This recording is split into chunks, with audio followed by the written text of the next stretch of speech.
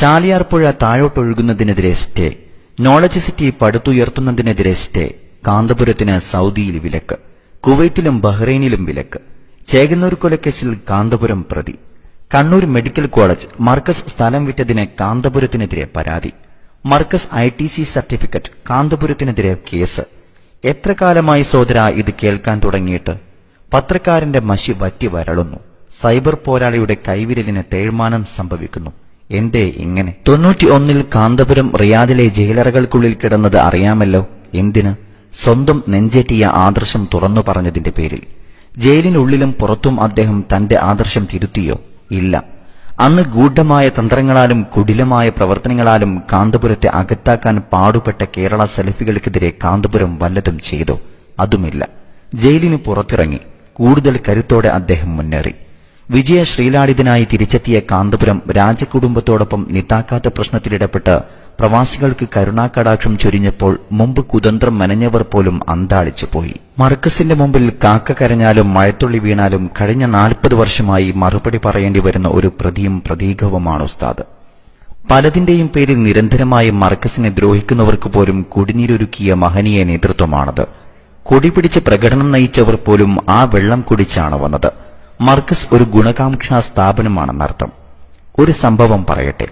നാടുമായി ബന്ധപ്പെട്ട ഒരു വ്യക്തി, കാന്തപുരം വിരോധം അല്പം കൂടുതലുള്ള അദ്ദേഹം സ്വന്തം ഭാര്യ സഹോദരൻ മർക്കസിൽ പഠിക്കാൻ ചേർന്നതിൽ അരിശം പൂണ്ട് ഭാര്യയെ തൊലാക്ക് ചെല്ലുമെന്ന് ഭീഷണിപ്പെടുത്തിയത്രേ. ഗതികെട്ട് ആ വീട്ടുകാർ കുട്ടിയെ പിൻവലിച്ചു. അധികം വൈകാതെ അള്ളാഹുവിന്റെ വിധി വന്നു. അദ്ദേഹം രോഗിയായി. ഷുഗർ മൂർച്ഛിച്ച് മെഡിക്കൽ കോളേജിലായി. പഴുപ്പ് വന്നതിനാൽ ഒരവയവം മുറിച്ചുമാറ്റൽ ശസ്ത്രക്രിയക്ക് വിധേയനാവേണ്ടി വന്നു. ഓപ്പറേഷന് രക്തം വേണം. ഇന്നത്തെ പോലെ വ്യാപകമായി ബ്ലഡ് ഡൊണേഷൻ ഫോറമില്ലാത്ത സമയമാണത്. ഒടുവിൽ ഒരു നാട്ടുകാരൻ മുഖേന മർക്കസിനെ സമീപിച്ചു. മർക്കസ് വിദ്യാർത്ഥികൾ രക്തം നൽകി. അടുത്ത ദിവസം ഞാൻ മെഡിക്കൽ കോളേജിൽ അദ്ദേഹത്തെ സന്ദർശിച്ചു. കണ്ടപാടെ സന്തോഷഭരിതനായി അദ്ദേഹം എന്നോട് പറഞ്ഞു, നിന്റെ മർക്കസുകാരാണ് എനിക്ക് രക്തം നൽകിയതെന്ന്. പിന്നീട് അദ്ദേഹം മരണപ്പെട്ടു. അള്ളാഹു പുറത്തു കൊടുക്കട്ടെ. ആമീൻ. പടച്ചവനെ സാക്ഷിയാക്കിയാണ് ഞാൻ ഈ അനുഭവം പങ്കുവെക്കുന്നത്. ഈ വിഷയത്തിൽ എന്റെ അടുക്കൽ സാക്ഷികൾ തന്നെയുണ്ട്. മർക്കസിന്റെ സാരഥികളുമായി അഭിപ്രായ ഭിന്നതകളുണ്ടാവാം. നടത്തിപ്പിലെ നൂലിഴച്ചീകി അല്ലറച്ചില്ലറ പോരായ്മകളും കണ്ടെത്തിയേക്കാം.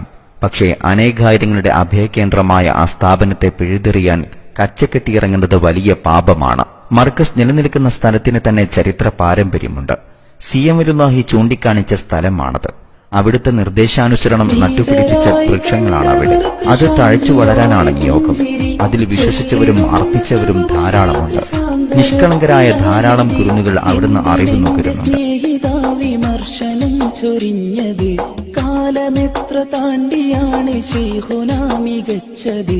എന്തിനെന്റെ സ്നേഹിതാ വിമർശനം ചൊരിഞ്ഞത്. കാലമെത്ര താണ്ടിയാണ് ശൈഖുനാ മികച്ചത്. ലോകമെങ്ങും കീർത്തി കൊണ്ട വചനമാണ് ശൈഖുന. രോഗികൾക്കും അനാഥർക്കും താങ്ങും തണലുമാണവർ. കാരം ദൂരെ മണ്ണിലെന്നും ഓർമ്മകൾ നിറച്ചവർ. കാന്തപുരം ഉസ്താദെന്ന കർമ്മധീര പണ്ഡിതർ. നാഥൻ തന്ന നേതാവത്. കാലമേ നിനക്കിരുന്ന് ഭാഗ്യതാളുകൾ. ശൈഖുന തെളിച്ചിടുന്ന ഭാഗ്യനാളുകൾ. അക്രമം അനീതി പെരുകിടുന്ന ലോകമിൽ ശാന്തി ദൂതുമായി നയിച്ചിടുന്നു ശൈഖുന.